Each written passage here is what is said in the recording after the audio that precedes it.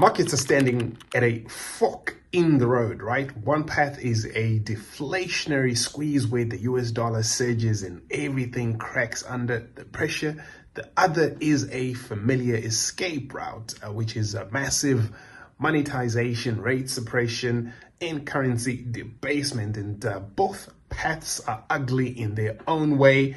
Both are inevitable at some point, and the only question when it comes is how will crypto fit into this storm, right? So we are definitely living through a everything bubble scenario where stocks and real estate and private credit and crypto all climbed at the back of a 40-year decline in interest rates and a global dollar machine that made leverage cheap, right? So now the system is creaking under its own weight. US debt has blown past 130% of GDP, and Treasury issuance is running at $1 trillion per quarter. Foreign buyers have stepped back.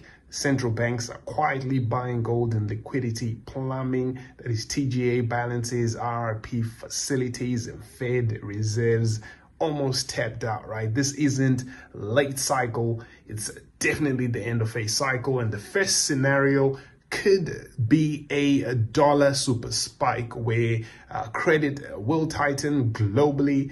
Dollars become scarce because of, let's say, most of the world's trade is, and the loans are also still dollar denominated, right? So a scramble for liquidity could push the dollar index towards 120 or higher. In that world, Treasury yields spike first, then the collapse happens as investors rush for safety. Emerging markets would sell to cover debt, commodities fall, and crypto, far from being a safe haven in that moment, would suffer liquidation waves as leverage is flushed out. Bitcoin would trade like a high beta NASDAQ proxy, punished before it actually then rebounds, right? So the other scenario is one we've seen before, where central banks blink. The US cannot sustain these rates without breaking something systemic, right? So eventually the Fed and Treasury will revert to monetization, even if they don't call it quantitative easing. They will suppress yields, flood liquidity, weaken the dollar. In that environment, capital will rotate into hard assets, gold, commodities, and crypto. And Bitcoin will stop trading like a tech stock and start behaving like digital gold, and Ethereum and DeFi will thrive as the dollar, trust a premium actually starts to erode. And the catch is that these scenarios aren't opposite, right? They are chapters of the same story here. Dollar spike come first, as markets face major margin calls and global deleveraging. When policymakers start to panic, the era of debasement will return with a vengeance. That sequencing is what makes this moment so dangerous right now, right? Traders waiting to buy the dip could be destroyed if liquidity evaporates first, while investors waiting for safety may miss the generational upside opportunity when money printing resumes. So right now it's very, very, very tricky in the markets. If there's one signal worth watching, I would say it's net liquidity. Forget the headlines and the Fed speeches. Net liquidity, calculated as the Fed's balance sheet minus the Treasury general account and RRP balances, actually explain Bitcoin's price history better than even the halving model, right? So when the measure rises, crypto rallies. When it falls, pain follows. And right now it's flashing red, which is why volatility compression feels ominous, not bullish. Crypto isn't going anywhere in either outcome. Is becoming central to the story, right? So that's one thing to keep in mind. It's a deflationary bust. Leverage, in that deflationary bust, I think leverage will be purged. Altcoins will reset.